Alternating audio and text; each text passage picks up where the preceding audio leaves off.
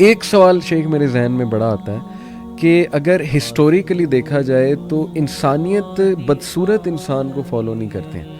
یعنی آپ دیکھیں نا انبیاء بھی جو آئے، میں یہی سنا ہے کہ اللہ نے انہیں ایک وجاہت دی، ایک شخصیت دی، کیرزمیٹک لیڈرشپ دی، تو جو اوصاف اس کے نظر آتے ہیں وہ تو انتہائی کوئی بدصورت قسم کا، یعنی ایک وہ نظر آتی ہے شخصیت.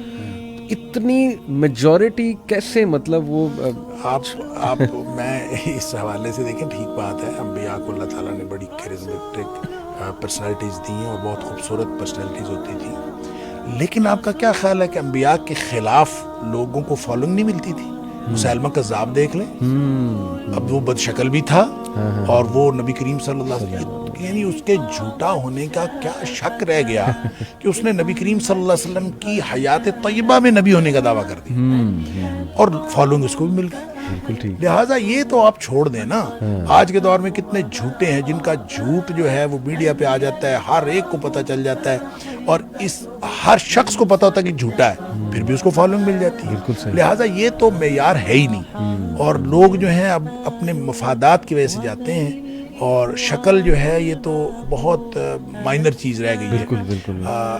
دیکھیں ایک چیز ہے، بہرحال خوبصورتی ایک چیز ہے کہ لوگوں کو اٹریکٹ کرتی ہے، لیکن یہ بہت ساری کو دسیوں چیزوں میں سے ایک چیز ہے، اور جب لوگوں کو مفاد آ رہا ہوتا ہے، اصل میں ایک دن میں نہیں ہوتا. علی بھائی آپ دیکھیں نا، مجھے یوں لگتا ہے کہ نبی کریم صلی اللہ علیہ وسلم نے جو چیزیں ہمیں بتائی ہیں، ماحول آہستہ آہستہ اس کی طرف جائے گا، لوگ آہستہ آہستہ پھسلتے ہوئے اس کی طرف جائیں گے. بالکل صحیح. مثال کے طور پر آپ نے ایک بات فرمائی کہ لوگوں کے اوپر، بخاری شریف کی حدیث ہے کہ لوگوں کے اوپر ایک ایسا زمانہ آئے گا، لَيَأْتِيَنَّ عَلَى النَّاسِ زَمَانٌ، کہ لوگوں کے اوپر ایک ایسا زمانہ آئے گا کہ کوئی شخص اس بات کی پرواہ نہیں کرے گا کہ جو کچھ آ رہا ہے وہ حرام کا ہے کہ حلال کا ہے، بس آنا چاہیے.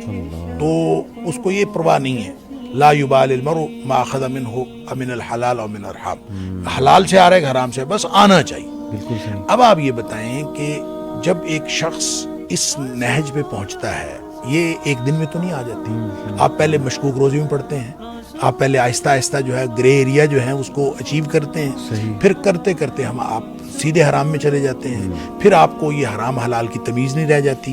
تو یہ ایک دن میں نہیں ہوتا. وہ جو فٹ سٹیپس ہیں نا شیطان کے، کہ لا تتبعوا خطوات الشیطان، تو شیطان ایک ایک سٹیپ کر کے آپ کو اس حرام تک لے جاتا ہے. اور پھر جب قوم کو حرام کھانے کی عادت پڑ جائے، انفرادی طور پر بھی اور اجتماعی طور پر ہمارے لیڈرز بھی، اور صرف بات ہم پاکستان کے لیول پہ نہیں کر رہے، ہم پوری دنیا کے لیول پہ کر رہے ہیں، جب لوگوں کو حرام کھانے کی عادت پڑ جائے تو جو شخص حرام کھا رہا ہے اس کو پھر باقی کس چیز کی تمیز رہے گی؟ بالکل صحیح.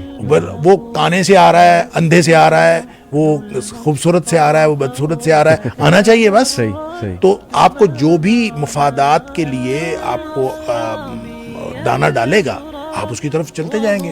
لہٰذا وہ ملکوں کے اعتبار سے امریکہ ہو، وہ رشیا ہو، وہ کوئی بھی ہو، چائنا ہو، وہ آپ کو دانہ ڈالتے ہیں، آپ بھاگ کے اس کی طرف چلے جاتے ہیں، اپنے مفادات کے لیے جاتے ہیں. ادروائز یعنی آپ نے کبھی دیکھا ہوگا، کبھی سنا ہوگا دنیا میں کہ ہمارے علماء کرام جو ہیں وہ بیٹھے آئی ایم ایف سے قسط ملنے پر شکریہ ادا کر رہے ہیں، آئی ایم ایف کا، اور یعنی ایک سودی ڈیل کے اوپر علماء کرام شکر ادا کر رہے ہیں. اب دیکھیے ایک دن میں نہیں ہوتا، لہذا چلتے چلتے چلتے چلتے ڈیٹیریشن آتی ہے، اور پھر ہم شاید اس نہج پہ پہنچیں گے کہ دجال کو قبول کرنا کوئی مسئلہ نہیں ہوگا. بالکل صحیح. اور یہ بھی تو پاسبلٹی، جیسے آپ نے کہا کہ ورچوئل ریالٹی دیکھا جائے، یا کوئی بہروپیہ ہو، وہ بہروپ اپنا روپ بدلنے والا ہو، اتنا جلدی ریکگنائزیبل نہ ہو، اور دیکھنے کے لیے خاص نظر چاہیے ہو، وغیرہ وغیرہ.